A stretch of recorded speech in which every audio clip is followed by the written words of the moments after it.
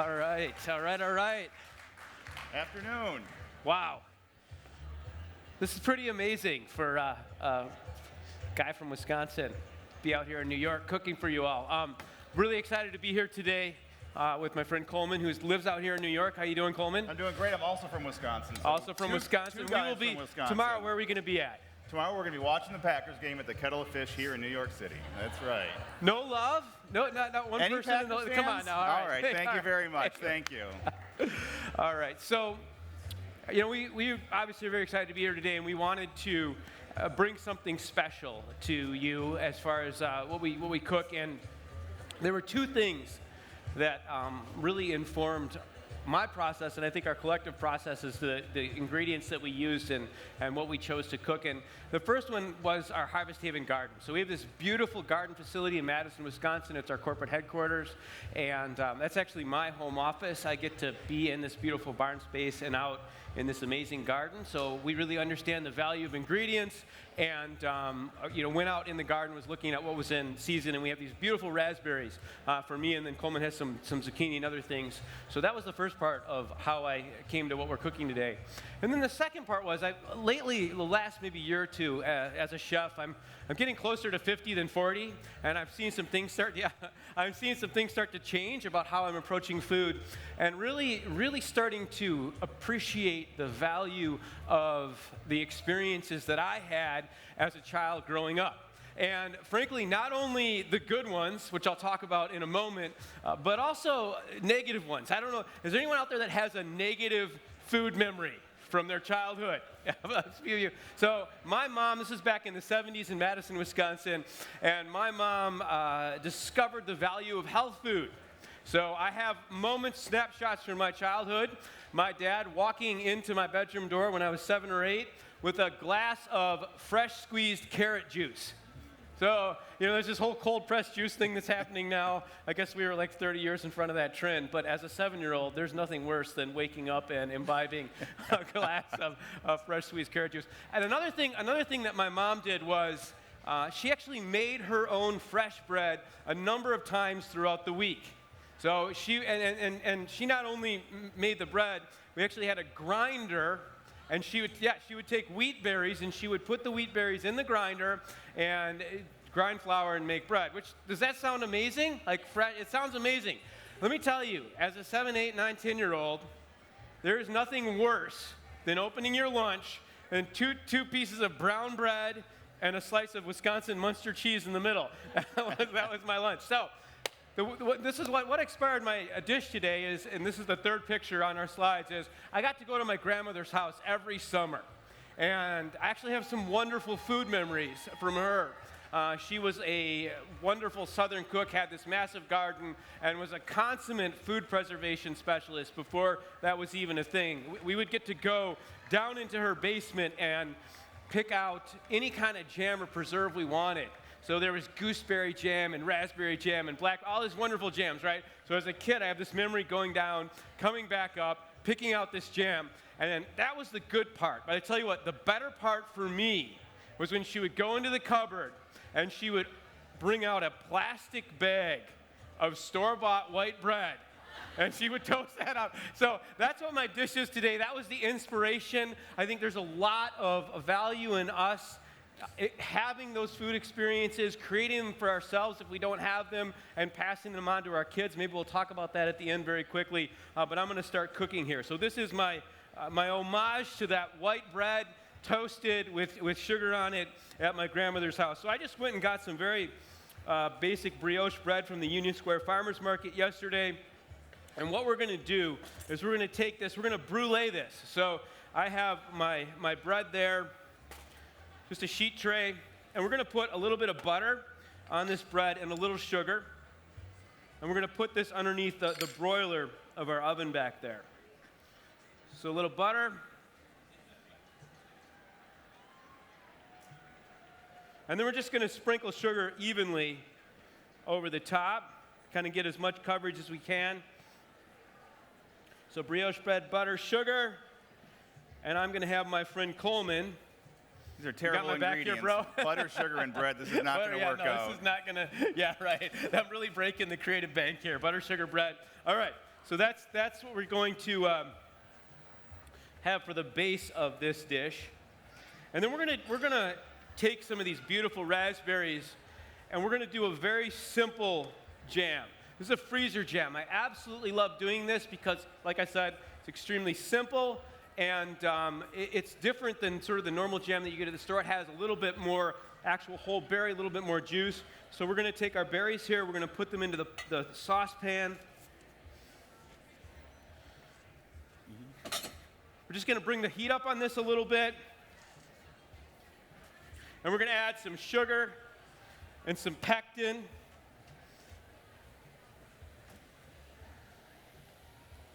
Very, very, very simple technique. And then just a little bit of lemon juice just to add some acid. So that's all our freezer jam's gonna be. Now, if you go and you get a freezer jam recipe, most of the recipes out there have way more sugar than I like to put in my freezer jam. So this is about a quarter the sugar of what most recipes call for. And actually we have some recipe cards today that we can give you at the end. All right. Bring that heat down a little bit. And we're gonna let this moisture kind of accumulate in here. And you can see it's already starting to thicken up. Is that good, Joel? That's perfect, my friend. You got it. All right. So we've got our jam already made.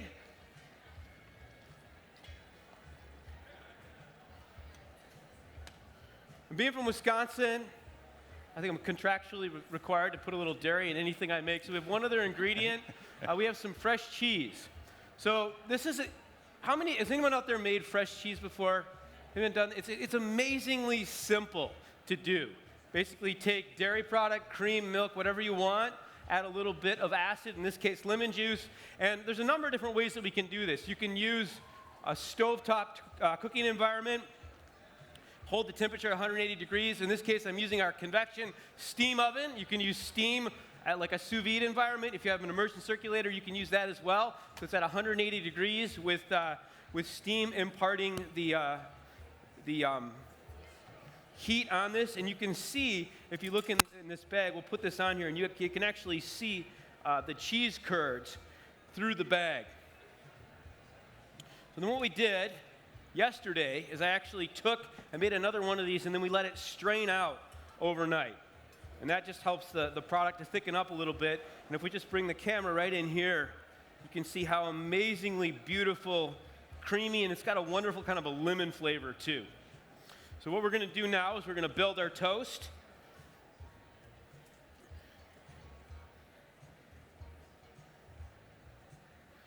So those are brulee brioche. We're just going to take some of this fresh farmer cheese on top. Joel, how long did it take to make that cheese? How long was that in there? So the cheese is anywhere from half an hour to an hour. You just kind of want to give it enough time. I think yesterday we did about 45 minutes just to let the cheese curdle up. And again, it's funny when I do it, every time I do it, I always feel like this isn't going to work, and every time it works. So it's one of those things that it's a surprisingly easy thing to do. I've never done this, but I watched him make it yesterday, and it really is amazingly easy to do. Yeah, it's very, very simple. All right, so we'll take this. We're going to plate this here. Should probably do the second one in case anyone wants a little taste of this at the end. All right.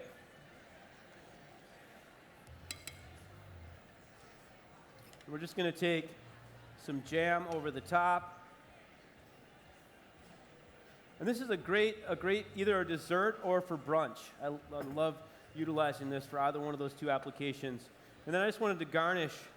So we went to the Union Market. I got the last golden raspberries that one of the vendors, one of the farmers there had. Now, you've mentioned dessert for this, but this looks like breakfast to me. Yeah, right? Yeah. Well, breakfast cake is really becoming a popular idea, so this is maybe the next level. So, just in closing, I guess the real point that I wanted to make with everyone today is that food traditions are extremely important. And, I know growing up with my wife, one of the things that I've seen her do, which has really meant a lot to me, she grew up in a home where parents were starting a big company, and they never had time to go out and invest with the family. They would just go out to dinner, sort of that rotation of Chili's and Applebee's and this sort of thing. So her and her sisters in the last few years have really joined together and made an effort to start to create some new food culture for them and then all of my nieces and nephews and kids. And I think obviously you're here today because you care about food, you're passionate about food, and there's a lot more value, and this is something that I'm realizing as a chef, that's getting a little bit older. There's a lot more value to food than just sustenance. The beautiful community, the way that we can be around the table and have human interaction and all those wonderful things happen is extremely important. So if you don't already have a couple food traditions that you're passing on to the people that are around you that you love, I guess that was the point that I wanted to make today. Go figure one out, and all the best. All right, Coleman. Thank you, Joel. All right. Afternoon, folks. I'm going to jump right in to make a zucchini cake here and then kind of back up just a little bit. And so what I have here in this bowl is some shredded zucchini, shredded squash, carrots, and red onion. And I've squeezed some water out of them, but normally you would put salt on them first before you do that, but I didn't do that. I just squeezed a little bit of water out of them. And I'm putting salt and pepper here. This is mild curry and some hot paprika and some flour. And I like to get these all in here first before I put in any liquid, just to kind of make it easier to not have anything clump up. So just toss this all around. And what I'm going to make here is a dish with zucchini in 3 different formats, kind of talking about having zucchini throughout the year. This is actually zucchini from different times of the year that we're going to have right now. So there's some egg and some parsley, not quite all of this, and mix this all around. And this is really all you need. And you go ahead and make these cakes pretty quickly because with the salt in there now, it's going to start to weep out water pretty fast, and we don't really want that to happen too much. So this is very simple. This is all in the prep work, obviously, of shredding all of this, and this is one of the few things that, as a chef, I like to use a food processor for. I can't stand when people use food choppers. It just destroys the vegetables, and it upsets me on some level. And I don't use food processors very often, but this is one thing that I definitely do. So here I have my cakes pretty much ready to go in the fryer. I'm going to use some grapeseed oil here. If you were here 2 cooking demonstrations ago, they were talking about using olive oil as a fry oil and how that can be done, and how it's big canola that has said you can't do that, and there is definitely some validity to that. But I am using grapeseed oil at the moment. I'm just going to turn this up to high here and get this oil up to a temperature pretty quickly. And I was originally going to scoop these in there, but it looks much better if you take like a little pastry round of some sort and just kind of press some into there. And I'm using this induction cooktop that's going to heat this oil up really quickly, so I'm not even going to wait too much longer than this, but I'm just going to press a little bit into this round here, and we'll see how quickly this is going to start to fry. And you can see it's already bubbling, even though I just turned that up just a second ago. And so we're just going to push a few of these in here, and once I get them going, I'm going to let Joel tend to these a little bit to make sure that they don't burn, and if they do, I can blame him, because I'm going to be somewhere else on this stage talking about something else. It's always good to have someone else in the kitchen that you can blame everything on, because things are always going to change. That's really what our sous chef is usually for. So Will, can I just Will? Speaking of someone to blame it on, that's Will, who I usually blame it on Will. We usually blame it on Will. Will's backstage right now getting blamed for things that are happening up here. And so Will just said he takes full responsibility. That's his line. So we have fresh zucchini in this cake right here. And the way that I developed this idea was thinking about, we all talk about fresh and local food and cooking with fresh ingredients and going to the farmer's market and immediately taking them home and then making dinner party with that. But it reminded me of a dinner party that I was at, a wine tasting dinner that I was at once many years ago, where the chef just said, I'm throwing that all out the window, and and he literally just decided to source things from all over the world for this dinner, and things that weren't in season, and it was just like, why are you doing that? All we do is cook fresh and local, and this is a little bit in between what we're going to be doing here.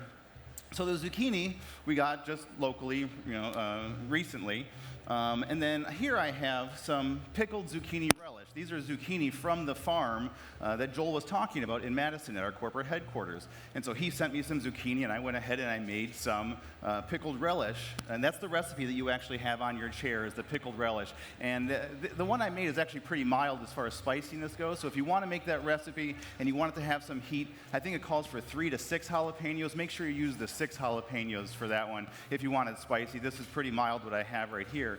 So this is a second way that we got some zucchini into this, but it's not from right now. Joel was talking about his grandmother and pulling up things from some preserves from the basement and being able to stretch things out throughout the season. And this is obviously one way that you can do that. So we have some relish that we're going to put on top of these zucchini cakes in a little bit too. And then the ingredient that I'm really excited to show you is another zucchini ingredient, and that is squash blossoms. Now, I'm sure everyone here is familiar with squash blossoms. Who has had a deep-fried squash blossom before? Right, just about everyone here. When you deep fry the squash blossom, do you taste what's inside it, or do you taste the squash blossom? I can't hear you. You got to say it louder. What's inside? There you go. Yeah, Thank you very much. Exactly. You taste what's inside it, and you don't even get to see the squash blossom, right? Because it's usually battered in something or it's fried. You kind of see the color. But it's really this amazing ingredient. So I'm not sure if we can see this right now, if you're seeing this right now. But this is the dehydrated squash blossom. Am I coming to you, or are we staying it right here? Okay, we're going to leave it right here. So these are dehydrated squash blossoms, and there's 2. They look very different. They're just because I got the 2 different kinds of squash blossoms from 2 different providers. And these are dehydrated. We did these a couple of months ago. And so you just cut the bottom off of the squash blossom, you put a slit down it, you open it up, and you put it on the dehydration rack. And I did these in our Wolf ovens here on the dehydration mode, and they dehydrate. If you look this up, it's not easy to find much information on how to dehydrate squash blossoms, because evidently no one's doing it. And if you find any information on it, and it tells you to put oil on them when you dehydrate them, ignore that advice. I tried it with one, and it's terrible. If you want a kale chip, you can do something like that. But you don't want to put any oil on. These are just dehydrated squash blossoms, and they are really, really awesome. I mean, the color of these things is absolutely amazing, and they can look really different based on, exactly where you get them. And then there's even in the middle of this plate, you might be able to see there's these little pistils. This is the very little middle part of the squash blossom, or any flower that comes up. And these are dehydrated also to the point where they almost look like tiny little mushrooms, and they kind of taste like little mushrooms. They have this real deep umami flavor. They don't taste like a flower at all. And so they have this really deep umami flavor, and you can use these as a garnish on them as well. So we're going to have the zucchini cake with the relish and these as a garnish, and put 3 different seasons of zucchini together on one plate. Now, one way that you can make this different, I always think about things backwards, and I think about them for a long time. I've redone 2 of my own kitchens in the past 10 years. And that's the business we're in, is appliances here. We're chefs for the appliance company. And I've been lucky enough to redo 2 kitchens of my own with Sub-Zero and Wolf appliances in the past 10 years. And I can't tell you how many hours I sat just staring at my plans to redo that kitchen, just hours and hours. And I think about these things before I go ahead and write them out. And I'm the same way with menus. I sit there and I think about them for a long time. And what do I want to do with that menu? And so I was thinking about this, and putting all these different seasons together, and I realized that we were using different heat transfer methods for each of these 3 ingredients also. And that's one thing that we talk about all the time, is transferring heat and how that works. And if you imagine that we have these 2 ovens right here. We have 2 ovens, they're identical, and if they're both on the same temperature, they're identical ovens, both on the exact same temperature, what might be a difference between these 2 ovens that makes a big difference in how they cook? What's that? I'm sorry. Size. No, they're identical ovens, but like a cooking method. What can you do to your oven to change it? What's this? Circulating the air. Convection, exactly. You get a cookie right in the back row. Thank you very much. Convection, right? It's the exact same temperature, but the ovens end up working very differently. And so we're talking about, maybe we have a cooktop here. We have these zucchini cakes in oil in a pan that we're frying. Or if you're boiling something in water, you're transferring that energy to the food very differently. And this is how I think about food. I always think backwards. What do I want it to look like in the end? I want it to be fried, or do I want it to be boiled? I think about these things backwards. And that gets really important in the different types of heat transfer that are available in cooking, whether you want to broil something or grill something, or put it in the oven and cook it slowly, or put it in the oven and cook it on convection. And so these are the types of things that we think about when we're cooking and we're putting all these menus together and all these different dishes together. And so what we have here to finish this all off, to finish this particular dish off, is one of my favorite things. And again, I am from Wisconsin, so corn has to go into every one of my dishes, it seems like, at this time of year. We're getting a little bit beyond it at this point. But here I have a sweet corn puree. And I use this as a soup or as a sauce. Today we're going to use it as a sauce. And this is one of my favorite things to make because it's so amazingly simple. You saute a little bit of onion, and you put a lot of fresh shaved corn on top of that. When you shave the corn, don't throw the cobs away. Yeah. There's a tremendous amount of flavor that's left behind in these cobs that you can extract. And so if you put those in an oven and roast them till they're somewhere between golden brown and a little bit darker than that, put them back in a pot, pour a bunch of water over it, and let that simmer. You're going to pull all of that lightly roasted corn flavor out of the cobs. And now instead of dumping water on top of your corn soup, this is a vegan soup right here, and I'm not vegan, I'm not vegetarian, but my soups I do like to make like this. You put that corn stock on top of there, and you end up with just this very pure, straight corn flavor. And people look at it and they're like, what is this? I'm not sure. And you tell them the ingredients are onions and corn. I'm like, well, that's not going to be very good. It's got to be more than that. And it's just this amazing, pure, straight corn flavor. So what we have here to finish this all off is just put some of this right down the middle of the plate. And then there's a bunch of different ways you can use this garnish here too. So one example would be we can just go ahead and put that on top of there. And Joel's go ahead and you can just go with 3 cakes right across there at this point. And we're just going to put a little bit of this relish right on top there. It's beautiful. And put this right there. You know what I absolutely love about what you've done here is we're all familiar with sort of nose-to-tail eating, right? That's like we look at animals, and we do a lot of whole butchery breakdown in Madison at our kitchens there. But you've sort of done the same thing with vegetables. It's really cool. Like you've taken a nose-to-tail approach to the squash, and that's a really fun thing for me to see. Thank you. I appreciate that. Yeah, it was really fun to kind of developing this idea. And then one thing I've realized you can even do with these things is you can just take a pair of scissors and just kind of confetti or shred it right over some of it also. It's really a lot of fun. The color on these things is amazing. And then you have that little pistol right there in the middle as well. So if you have the chance to get the reason that this ended up happening was that I bought too many squash blossoms, right? I only needed 12, but I could only buy 36 or something like that. Yeah. And so I had 24 extra, so I started dehydrating them. And then after that, I went ahead and bought another case of them so that we could do this for a bunch of different events. So all these fun things end up getting born out of, a reason, a need to use some ingredients. So there we have 3 different kinds of zucchini on one plate. And I wish we were allowed to serve this to you right now, but the health department's not happy with that at this point. So we'll work on it. So it's interesting if you look at both these dishes and you sort of think about our brands. We work for Sub-Zero Wolf and Cove. I don't know how familiar you are with our company, but family-owned, third-generation company where manufacturing happens here in the United States.